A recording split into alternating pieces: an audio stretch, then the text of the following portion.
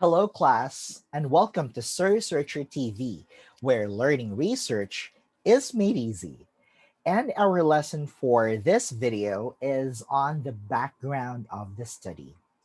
If you have chronologically watched the video lectures in this channel, the last video prior to this one is on the research title. And we have learned that the research title creates the first impression of what the study is. So that establishes the link of interest between the reader and the study itself. However, let's remember that the title is only a phrase. It doesn't give us a lot or further information regarding what the study is about or what the goal of the research is. So, therefore, we have to substantiate the title with a much longer or a more comprehensive um, overview of what the study is. I could probably say I always keep telling this to my students or I always share this to my class. The resemblance of the background of the study to a movie trailer. Isn't it that when we get to see a trailer or when when the trailer of an anticipated movie is launched, we get excited. We we um we put our interest into watching the trailer, and from the trailer it gives us snippets of the parts of the movie, some clips on the part of the movie, uh some exciting scenes on the movie. So somehow when we look into the movie trailer, we get like a feel of what the movie is all about without actually uh without us being spoiled of what the ending is or what the or how the movie ends. Well, except for Filipino movie trailers where you get to see the entire story in the trailer. But for most Hollywood movie trailers, it gives us a few glimpse of the study. I mean, of the movie itself. So same with the background of the study. Here, we establish the background of the study, and it introduces us. Okay, it introduces important facets that establishes the general context where the study revolves. And let's remember that this part may include a description of the study or the history involving the research. So what do we expect? Okay, so what do we usually expect here in our background of the study? So in the background of the study, okay, it gives us the important, okay, facets that establishes okay, the general context of the study. Mm. And when we say facets, okay, it means the aspects, no? So when we say facets, we're actually more concerned with the aspects or elements of the study. Yes. So that's what we mean when we say facets or the aspects of the study. And this may now include, okay, so what includes in the aspects are these elements. Now, this would include now the subject. So, what is, who are, or what are the subjects of the study? Okay. And then the history, okay, involving the research. And of course, let's not forget as well the phenomenon. Okay. The phenomenon is actually the construct of the study, or it is like the general topic, okay, or the general scenario of our study. Okay. Okay. Now, Also, mhm. Now, there is also another important component, okay, in your research background of the study that we have to consider. And this now, it also presents, your background of the study also presents the research gap. Mm. So we will discuss, okay, so we will discuss the research gap in a while. So what do we mean by the research gap? So when you say the research gap class, it's actually the problem. Okay, it's now the research problem. Gap means what is that specific condition or what is that specific scenario where the study is targeted to. Okay, so what is that problem or what is that something that the study upon its completion would be able to bridge or to provide answers with. So that's what we mean when we say the research gap. And of course, we have to remember that an easy research gap is an issue that has not been fully addressed by previous study, hence the creation of the current research study that you will be doing. And doing this helps the researcher to exhibit or show where that research stands in the academic field or in the different disciplines, okay, where it is fitted or where it is aligned to. Okay, so those are the two important components, the facets of what the facets that establishes the general context of the study alongside with the research gap. Okay, now let's move on to the different parts or components of your background of the study. Okay, sorry. Okay, so we are now focused on, okay, so let's talk about the, okay, components. Mhm. Components of our background of the study. Okay.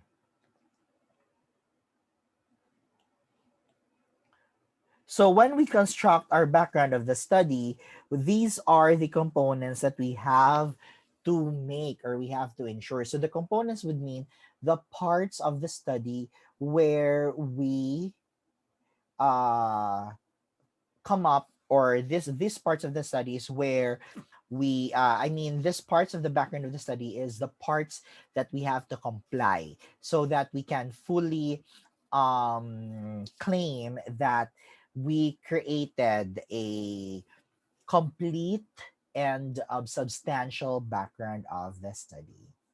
Yes, okay. So the first one is the current state of the field. So the first component is the current state of the field, or in some ano, I could call this one current state of the field or the phenomenon. Okay.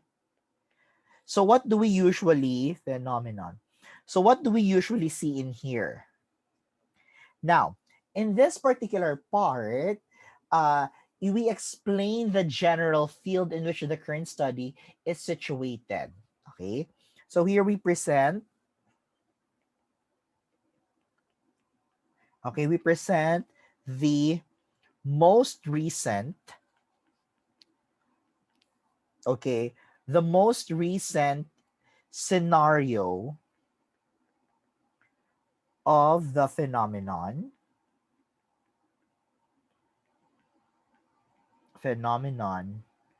or the condition of the field.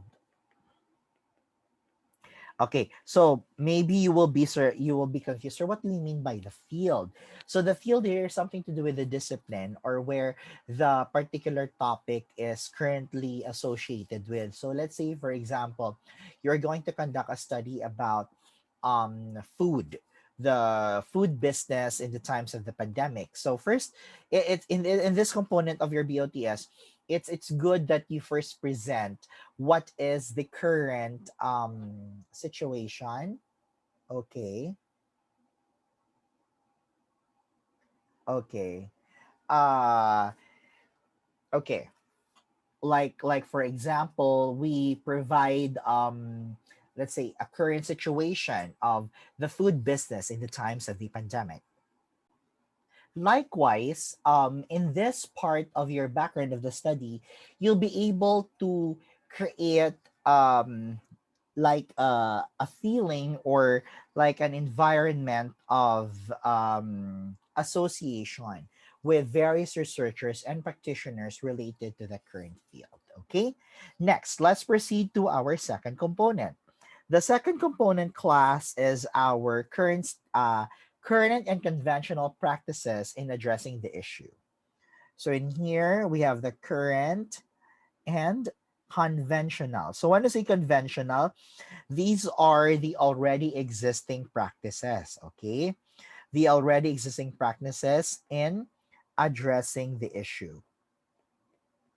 Oh, I forgot. Um, okay, let's go back first sa first part.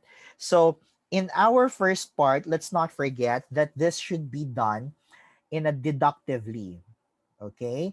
So this should be done deductively, which means that we start from the global perspective, then to the national perspective, and up to the local perspective. So that's how we're going to do that. So current state of the field in a deductive or from general down to specific. Okay, so second condition is the current conventional practices in addressing the issue. So what do we usually see here, sir? Okay, in here, we discuss what are already existing. Okay, in here, it's the existing practices, or in some cases, we could have that the existing technology, okay, the existing approach, all right. Okay, so we have to discuss that. Why is it important to discuss the existing practices? Because we have to establish how you're going to target the issue differently from what is already existing. Because what would be the purpose of your research if you're going to do the same practices that are already existing? Of course, there would be nothing new about it. It's not something that people would look forward into because it's just the same with the rest. So in here, we establish what is already being done so that we can suggest later on the fourth part or the fourth component what is different or what is something new that your research would be able to offer. Okay, and now let's proceed to the third and probably one of the most important component of your background of the study, and this is now your research gap. Okay. Your research gap, of course, explains under the topic. Uh-huh. Okay. In here. hmm. So in here, the research gap identified some of the relevant issues regarding. Okay, I'll write it down. So these are relevant issues. Okay, relevant issues or aspects that have not haven't okay, I don't know if it's wait lang. All right, sorry, huh? Okay, haven't been addressed recently. Okay, in short, this is now your research problem. Mm. It's called gap for a reason, no? So when you say gap is like what has been missed out, okay, what has been left unstudied or left unexplored. So or probably in your research gap you talk about, of course, in your research gap you may talk about the limitations of the current practices, the limitations of your number three, diba? In number three, we talked about the current conventional practices. So in here, you may talk about, so what are the limitations of the current practices? What are its flaws, its imperfections? What are the things that were not covered or were not done by the existing technology approach or system that we have right now? So it's where you're going to discuss that, okay, under your research gap. At the same time, in your research gap as well, you need also to present that that certain problem or that certain gap may not be totally resolved by your research. Okay, you may provide some of the aspects of the gap that you will only be addressing. So in here, let's say you have, okay, in your research gap, you may present the entire flaw of the already existing approaches or practices. However, later in your part four, you're going to highlight the parts or the aspects of that flaw that your research will address, because probably your research will not address the entire gap itself, 'di ba? So basi part lang na or segment lang sa inyong research gap ang inyong i-address. So it has to be stated very well. And that's where your number 4 comes in. Okay? So your number 4 component now is the contribution of the present study. It's now the contribution of the present study. Okay. In addressing the research gap. Okay. There. So in here, in your part 4, so what you are interested in explaining here is now, how to say this? Okay. How your study will help fill in the gap. So how will your study fill in the gap? Guys, do not be pressured yet. Okay, maybe you're gonna think, sir, we don't have the research problem, sir, but how are we supposed to do the research gap? Okay, isn't it that you made your topic, and then in your topic you already like focused on which aspect of the phenomenon you would like to explore on. So from there you have identified already the little problem or the gap that you wanted to address. You may mention it first in your part on your component 3 of your background of the study. And once you've mentioned that, once you have justified that, once you've mentioned, I mean, the problem in your component number 3, justified it in your component number 4, in your background of the study, your background of the study will help you eventually in formulating your research problem, which will now be our topic for next week. Okay, so by there, you'll be able to direct yourself. Okay, so this is the problem, or I mean, this is the research gap. So, how am I supposed to create a workable research problem out of that research gap? So it's actually a prerequisite or a problem. But for some researchers, they would start first with a problem, with a research problem before they come up with the background of the study. Well, that could be good as well. However, in some cases, it's also very helpful that we started off with our research gap so that we will be able to narrow down and create like a microscopic or like a telescopic view of what of the specific problem that we will be addressing in our research. Okay, so at the same time, how will you fill in your study gap would also mean the new form, okay, the new methodology, okay, the new methodology that you are going to apply, or that your methodology or approach here, okay, or in some way a new perspective. Okay, a new perspective, a new perspective for or theory to address the gap. Okay, so that's how you're gonna do that. And of course, at the same time, do not forget also the justification. The justification of your new approach or of your research, stating the purpose why you are doing that. Okay, so in here in this part of your background of the study, it's actually more on the own researcher's approach in creating that, okay, or in coming up with that.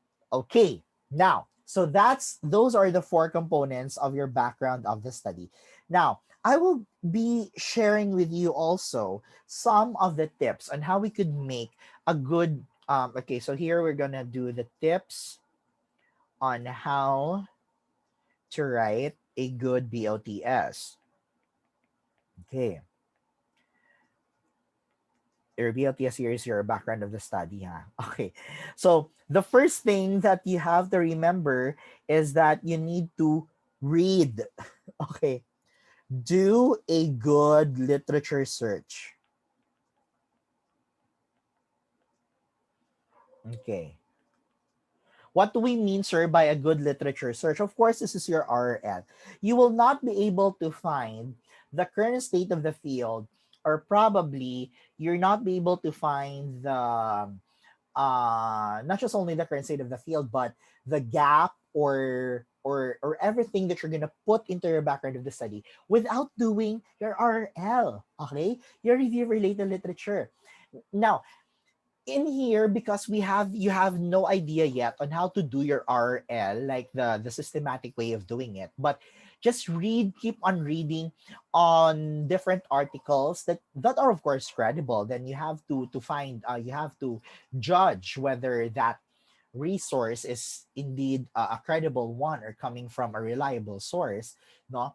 And then after that you assimilate all those information, and then you categorize them according to the component of your background of the study. So if you read on a certain part of a literature and then you say, oh, this could be part of the current state of the field, so you have to put it there. Now in doing so, do not forget that of course you need to, when doing your literature search, it has to be from a reliable source, of course. Let's not forget on that. And then you do your note taking. And when you do your note taking, make sure to get the important idea from, or the important ideas from your literature search and your citations as well. Okay, you have to make sure that it's very recent and you cite the source correctly. Okay, so for the citation techniques, we will be learning that in the next video. So don't forget to hit subscribe and ring the bell and click on the notification button for immediate, okay, for immediate contents, no? Para ara na yan. Okay, so you need to do a good literature search. All right. And then number two, once you have a good literature search, oh, sorry, wait. Okay. The number two tip, class, is you are now going, of course, I've mentioned about citation, so it has to be cited very well. Okay. Next one is limit your BOTS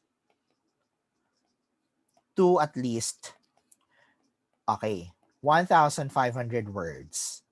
Now, it's not standard, okay? This 1,500 words is not standard, but it's actually not short enough or not long enough to make your background of the study kind of boring. Now, in most graduate school thesis format, they would suggest the background of the study to be like a 1.5 page long lang gid. So a 1.5 page long, probably that would be around 750, okay, or 1,000 words, probably mga dira-dira. Pero max of 1,500, because I know when you're beginning to make your research, you're too excited to include everything in there. So it's okay that you need to put it, but make sure that it's not too lengthy.